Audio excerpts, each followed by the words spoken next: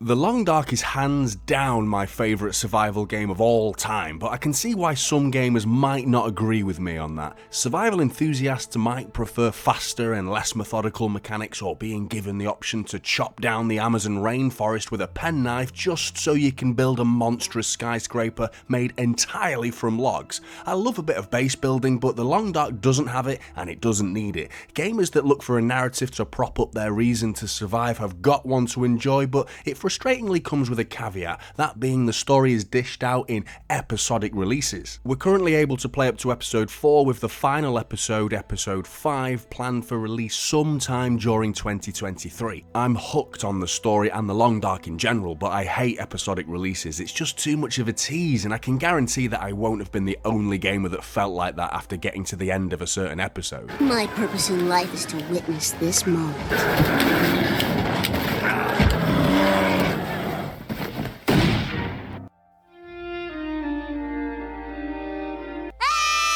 What's interesting though is the new DLC, Tales from the Far Territory, has just dropped before the release of episode 5. I'll get onto what's included in the DLC shortly. Obviously developers Hinterland have different departments dedicated to different aspects of the game, with the latest DLC being predominantly survival mode editions, and considering the size of the Hinterland team and how a lot of the game's development took place during COVID, I think we need to cut them some slack. The cinematics and the voice acting will take a little longer, and that's something I'm happy to wait for because I'm just too invested in the story right now. We play as the pilot Mackenzie, and the story is simple. I'm stuck in this winter wasteland where lights in the sky make the power flicker and electronics explode, and the only people I seem to meet are all slightly crazy. And this is all after I crashed my plane deep in the wilderness and somehow lost my ex-wife along the way, and I'd really kind of like to find her back. Don't forget about the wolves. The writing is solid enough, it's not exactly a masterpiece, but the voice acting is brilliant. My favourite gaming voice actor of all time, Metal Gear Solid's very own David Hayter, voices local hardman Jeremiah, and you know, it just works. There's no reason I can see why it shouldn't be working. The story mode can be a little restrictive because in survival mode all the regions are available to you from the get-go, whereas in story mode some of the regions are blocked off. The core mechanics are the same as the survival mode though, with the odd scripted and cinematic section, most memorably that infamous bear that makes numerous unwelcome appearances during episode 2, and now that I'm at episode 4, which is aptly named Fury, then Silence, I feel extremely well educated enough to deal with any bear that comes my way, and I've even got some fantastically linguistic and eloquent choice of words for any bear that dares to cross my path. I'm gonna smash your fucking face in.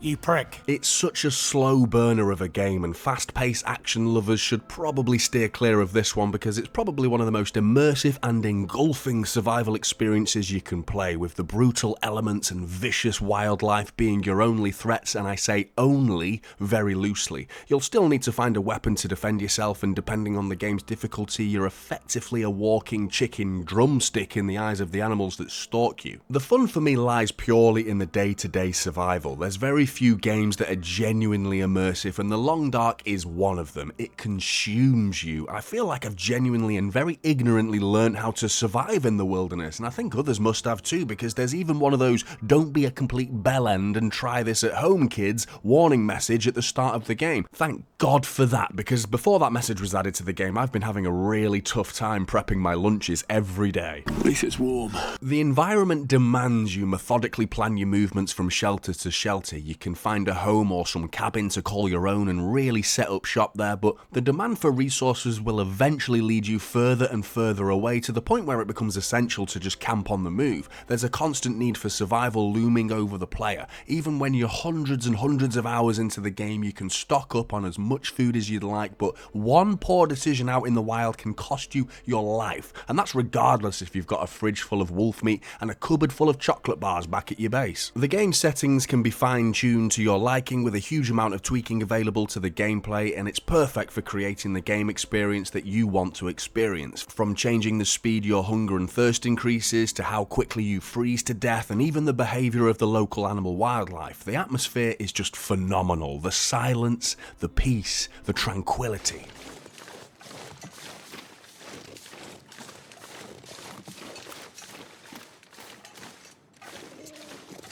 At times, the only sounds that you'll hear are your belongings rattling around your body and your backpack with the snow crunching beneath your feet. You can spend hours without hearing a sound that wasn't one of your own making, just minding your own business, crafting a quick fire to keep you warm, to then suddenly hear that howl of a wolf or the deep growl of a bear. You stop dead and you do a rapid 360 spin to quickly get a sight of what is eyeing you up for dinner.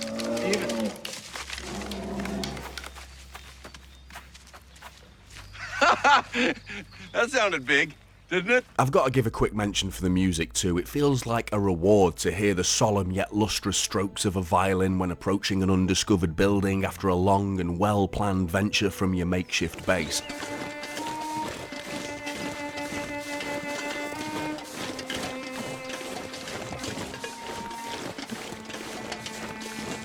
This emotion is accompanied with a heart-stopping, tension-building cello when navigating the narrow passageways of a dark and gloomy cave. It's an incredible soundtrack. Exploring and looting feels like there's just the right amount of space between each location and lootable container. There's that lottery feeling as that little white circle fills up like, ooh, what's it gonna be? Maybe some ammunition, maybe some fuel for my lantern, or maybe some vital and much-needed medical equipment.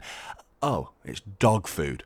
I'll take it, and it's going to be the most delicious dog food known to man. You know why? Because I've earned that dog food. I scavenged everywhere for that dog food, and I'm going to savour every last morsel of this dog food. Oh shit, I need a can opener. It's the tiny details like this that make The Long Dark. You can just simply smash that can open without finding a can opener, but you'll lose a portion of that food as spillage. I love this level of detail. With a lot of survival games, the looting is all too quick and frequent, darting around an open world like a vacuum, sucking up all the loot that you can see without even knowing what the hell it is you've just picked up. But I love that slow and very manual feel of opening each cabinet drawer or container that I've found.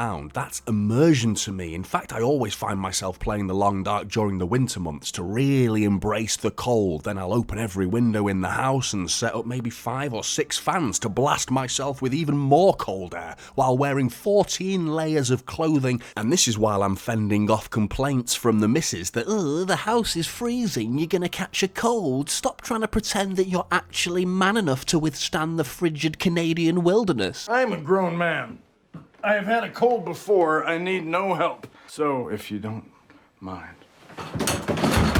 That seems about right. Fire is essential to survival, and building a fire is easier with certain materials and less so with others. The temperature plays a role too. Are you sheltered when making a fire, or are you simply pissing in the wind by trying to light a fire in the eye of a storm? The fact that Mackenzie makes little comments like, come on, when lighting a fire adds to the tension, because watching that little white circle fill up to see it stop while you're seconds away from fully blown hypothermia is just devastating. As well as building a fire, all of the game's mechanics have a meaningful process to them. Cooking food takes time, but I often found it worthwhile to head out not too far from the fire or stove to gather some essential items or organise my backpack while waiting for my steak to cook. Yes, there's the chocolate bars and packaged food as well as the occasional bottle of water, but the majority of the time there's a step-by-step process to quenching your thirst and squashing your hunger. You'll need to melt down snow before bringing it to boil, making it safe to drink, and harvesting the meat from a kill before popping it on the stove to fry. Now, I know these mechanics sound simple, but they add so much more meaning than just typically filling up your thirst and hunger bars with a simple click of a button. Your wounds often require multiple items to heal, like antibiotics to prevent infection, painkillers to numb the pain, and a bandage to stop the bleeding and to protect the wound from further damage. Until all these boxes have been checked, that wound is a liability. You've got to keep your clothes in good condition too. Have they been torn? Well, you need some cloth and a sewing kit to repair them. Are they drenched in water? Well, you better take them off to dry by the fire. That same logic of maintaining and care is applied across the board with pretty much all of the items, like your firearms and tools as well. Now, in terms of enemies, the weather is the biggest enemy in The Long Dark, and keeping your body temperature up to avoid hypothermia is vital. The weather looks and feels fantastic. The cycles are so well done. There's no flick of a switch. It gradually transitions, with the saying, the quiet before the storm, being so true in The Long Dark. Dark. The aurora is this stunning byproduct of the geomagnetic storm that fills the night sky with colour, as well as powering the region with electricity for a short period of time throughout the night. You've got to strategically make use of this rare opportunity to open certain electrically powered doors, elevators, and gain other electrical advantages. After the weather, the animals of the region are your next biggest threat. Wolves, timberwolves, moose and bears to be precise, and there's deers and rabbits that also roam the land for you to browse the local menu if you're quick and accurate enough to hunt one down.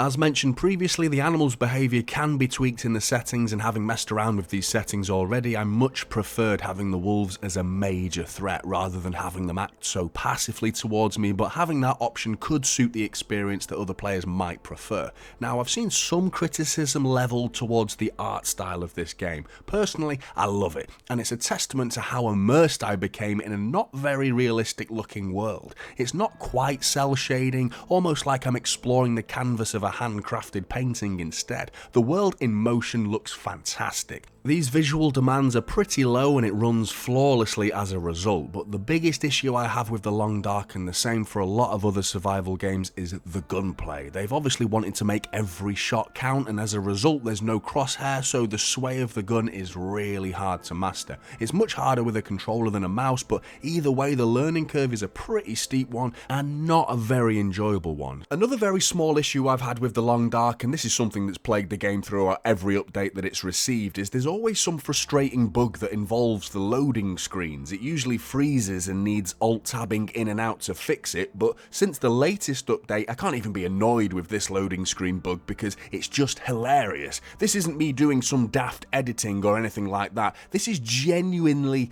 shit. Shit is probably the best way to describe this bug. Shit. Shit. Shit. Shit. Shit. Shit. Shit. Shit. Shit. So quickly onto the Tales from Afar Territory DLC. The purpose of this DLC is to expand on the survival mode basically, and there's a mix of free stuff that's included as part of the free update associated with this DLC and other elements that only come with the paid version of this DLC. The free stuff includes an overhaul of loot spawn locations, so even veterans of The Long Dark who know the map like the back of their hand can go back to feeling lost again. There's new player spawn points, craftable crampons to help you trek a little easier, animal variants that offer more or less meat, and my favourite freebie is new car visor notes, where previously every single car visor you could flip open offered absolutely nothing other than a way of marking the vehicles that you've looted already. I always wanted to feel that rewarding Breaking Bad moment of sheer luck and relief by simply checking behind a car visor, and now you can. The paid version of the DLC comes in at around £17 or $20, and that's a little pricey in truth, because this DLC is to be released in parts throughout the year, releasing every 8 to 10 weeks or so. The paid version adds 3 new territories, with only 1 being available right now. There's a new weather mechanic called Glimmer Fog, a new insomnia mechanic has been added, 5 new tools with more to come, a new soundtrack has been added, and there's the addition of Tales too. Tales are these narrative challenges that are found in the way of notes that build on the narrative and the backstory of the Far Territory. It seems like a central hub region has given access to 1 of the new regions that is available, that being the airfield, with 2 other regions blocked off currently. Once these 2 new regions have released, then the price is fully justified, but in my opinion until then it's pretty costly for what you're getting. The base game of The Long Dark offers hundreds of hours of enjoyment regardless of whether you think this DLC is worth it right now or not. The irony of this video is that I've missed loads of other little interesting mechanics. There's the challenge modes and so many other aspects of the game that for me to keep this video to a respectable length I'd have to call this video episode 1 and create a roadmap for when I plan to tell you everything else there is to enjoy in The Long Dark. So yes, this is absolutely worth your time. Whether you're interested in the story side of things or the survival mode, you're guaranteed hundreds of hours of immersive, well-designed and engrossing content that will continuously expand on itself the more that you play. Let me know your thoughts in the comments below, and I'll see you in the next one.